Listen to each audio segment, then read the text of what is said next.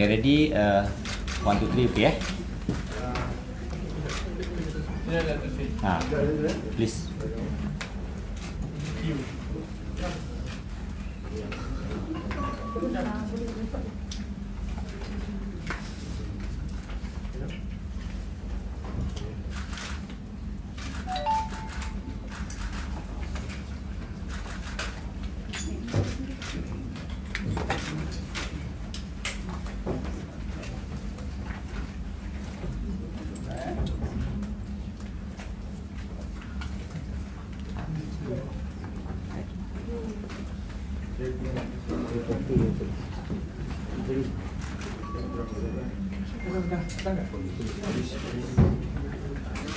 Okay, boleh?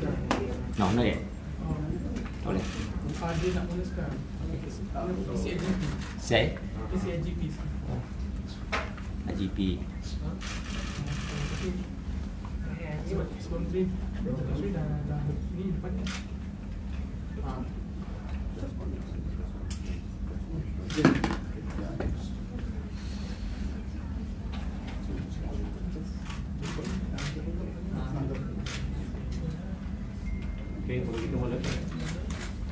Okay. Bismillahirrahmanirrahim. Salam sejahtera dan selamat petang. Status terkini kes disahkan COVID-19 yang telah pulih. Kementerian Kesihatan Malaysia ingin maklumkan bahawa terdapat 7 kes pada hari ini yang telah pulih dan dibenarkan discharge daripada ward. Ini menjadikan jumlah kumulatif mereka yang telah pulih sepenuhnya daripada COVID-19 sebanyak 49 kes. Status terkini kes COVID-19 di Malaysia sehingga hari ini terdapat 120 kes baru yang telah dilaporkan. Dia menjadikan jumlah kes positif COVID-19 di Malaysia adalah sebanyak 673. Berdasarkan siasatan awal, daripada 120 kes baru yang dilaporkan hari ini, sebanyak 95 kes positif COVID-19 adalah berkaitan dengan kluster perhimpunan tabligh di Masjid Jami' Seri Petaling. Sehingga kini seramai 12 kes positif COVID-19 sedang dirawat di unit rawatan rapi dan memerlukan bantuan pernafasan. Duka cita dimaklumkan terdapat 2 kematian kerana COVID-19. Kes ke-178 dan kes ke-358 dilaporkan kepada Crisis Preparedness dan Response Center Kebangsaan KKM pada hari ini. Kes pertama iaitu 178 merupakan seorang warga negara Malaysia berumur 34 tahun yang pernah menghadiri perhimpunan tabligh di Masjid Jami' Seri Petaling tempoh hari. Beliau mula mengalami gejala demam mulai 5 Mac 2020. Beliau mendapat rawatan di Hospital Permai, Johor Bahru pada 12 Mac 2020 setelah dikesan positif COVID-19. Keadaan beliau merosot dan telah dimasukkan ke unit rawatan rapi. Beliau disahkan meninggal pada hari ini. Kes yang ke-358 merupakan seorang lelaki warga negara Malaysia berumur 60 tahun yang mempunyai sejarah penyakit kronik. Beliau mula mengalami gejala demam, batuk dan kesukaran bernafas pada 7 Mac 2020. Beliau mendapat rawatan di Hospital Umum Sarawak pada 14 Mac 2020 setelah dikesan positif COVID-19. Keadaan beliau merosot dan telah dimasukkan ke unit rawatan rapi dan beliau telah disahkan meninggal pada hari ini. Susulan itu memang sepatutnya dan bertepatanlah dengan tindakan yang amat berhormat Perdana Menteri kita mengumumkan mengenai pelaksanaan Perintah Kawalan Pergerakan mengikut peruntukan di bawah Akta Pencegahan dan Pengawalan Penyakit Berjangkit 1988, Akta 342 dan Akta Polis 1967, Akta 344. Kementerian ingin maklumkan bahawa kerajaan Malaysia mengambil tindakan drastik ini untuk terus mengekang penularan wabak COVID-19 dengan cara menghadkan pergerakan orang ramai, iaitu Perintah Kawalan Pergerakan atau kita panggil Movement Control Order.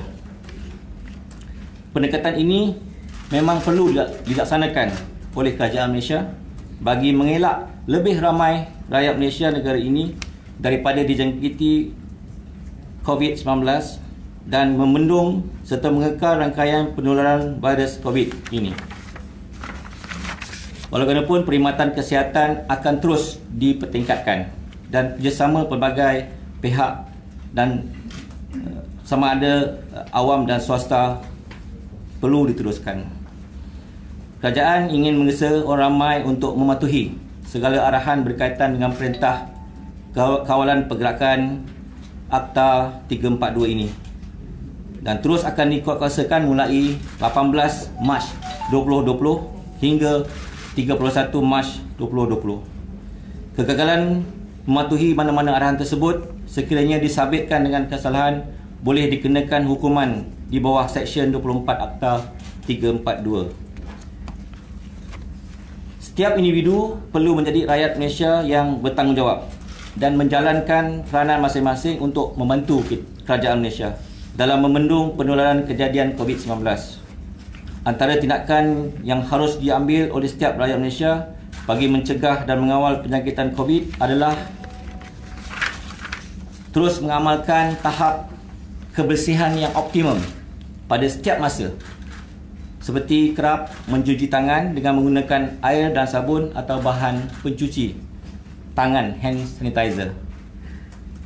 Silalah sentiasa mengamalkan etika batuk, iaitu cough attitude yang baik, iaitu menutup mulut dan hidung dengan tisu ataupun telapik apabila batuk atau maupun bersin. Seterusnya basuh tangan dengan serta-merta dan segera mendapatkan rawatan, ya. Segera dapatkan rawatan jika mengalami gejala jangkitan saluran pernafasan seperti batuk, sersema, sakit tekak dan demam. Dan untuk itu, Kementerian Kesihatan Malaysia akan terus bekerja memantau perkembangan kejadian jangkitan ini melalui segala maklumat yang diperolehi dan akan dimaklumkan kepada rakyat dari masa ke semasa. Sekian. Terima kasih. Soalan kita gila-gila ya. Soalan. Silakan. Soalan. Dr. Sri, the first patient who passed away today, the 34 years old in hospital coma, does he has any chronic disease before he get infected of COVID, such as heart disease or diabetes, etc.? Sakit ini dirawat di hospital rumah tapi dia dimasukkan ke HSA, ya, Hospital Aminah, unit rawat terapi, ya. Ya. No comorbid. No comorbid. Dia comorbid. Oh ya. No. Oh, no comorbid. No comorbid. Which one? Kes pertama Yeah, this is the first yang meninggal ni. Yeah, correct. Oh, dia tak ada comorbid. Dia memang pure kerana COVID-19. Sorry, I ingat. Comorbid ni maknanya ada penyakit lain, Maknanya dia ada silent comorbid, dia ada manis ke, ada ada diabetes ke, ada chronic illness ke, Sorry, dia betul-betul pure comorbid 19. So he has no record of all those Tidak ada. disease. Ya. Ya. Ha? Where? Hospital Sultan Aminah. ICU, unit rawat terapi, kerana dia telah diberi rawatan menggunakan ventilator, sehingga tamat pernafasan. Mengenai hukuman di bawah itu perintah movement control order kan. Ya. Itu hukuman apa, yang fine itu berapa Okey. compoundnya? Saya boleh beritahu, iaitu dengan akta ini yang memang kuasanya kuasanya di bawah Akta 342, ya. Pertama, kesalahan pertama sekiranya dapat kita tangkap ataupun kita dakwa, boleh dipenjarakan, selama tempoh tidak melebihi 2 tahun, atau denda atau kedua-duanya sekali. Kedua, kesalahan kedua, sekiranya kali kedua dia bersalah, atau kesalahan berikutnya boleh dipenjarakan tidak lebih 5 tahun atau didenda atau kedua-duanya. Yang ketiga, Kesalahan yang berterusan didenda selanjutnya tidak melebihi RM200 bagi tiap-tiap hari kesalahan itu berterusan. Tapi untuk kesalahan pertama dan kedua, denda itu berapa? Penjara. Denda. Ya. Itu budi bicara mahkamah.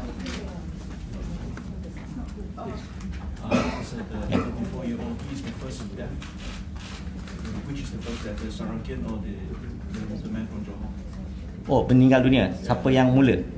Yang pertama. Yang pertama, siapa yang pertama? Oh, The first or second patient comes first. Yang Sarawak. Relia Sarawak. Sarawak.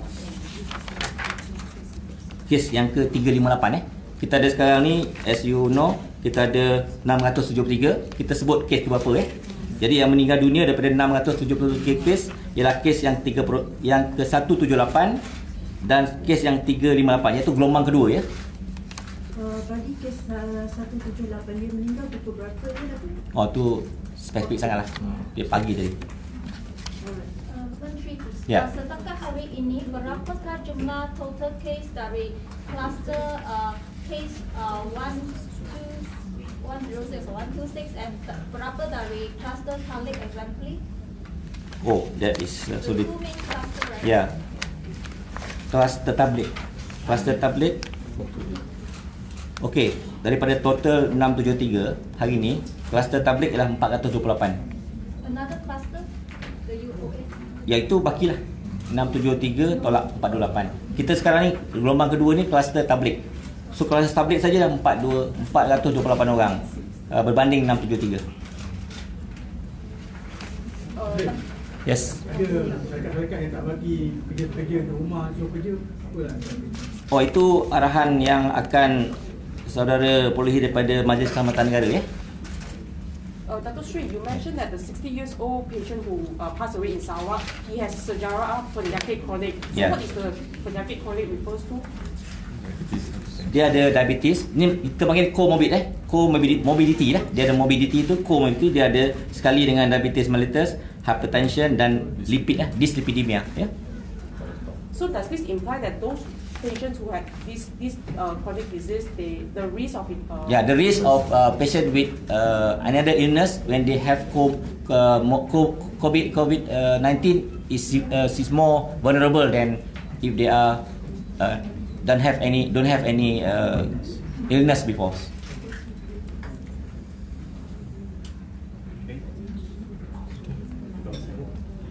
We are very sorry for the rakyat. Okay?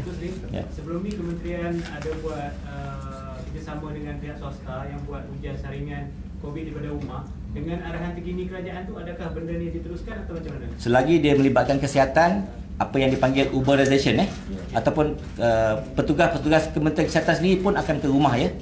Itu untuk home surveillance untuk menyiasat dan juga mengambil sampel ataupun swab untuk ditentukan kesahihan ataupun ulangan kes sama ada dia negatif atau positif ya. Selagi dia pekerja Kementerian Kesihatan ataupun yang saya atau Kementerian Kesihatan telah beri tugas ataupun arahan kepada mereka. Okey. Yep. Last.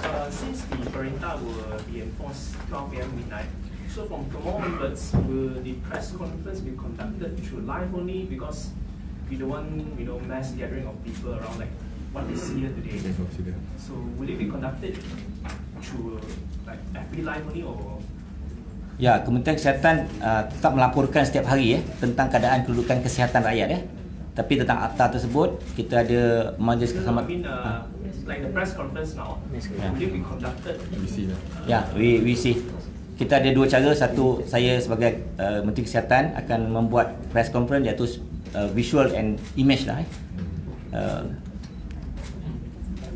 Bagaimanapun setiap hari mesti ada keluar press release daripada DG ataupun saya sekiranya tidak ada press macam ni lah, macam visual ya. Terima kasih ya. For 2 weeks. Ya.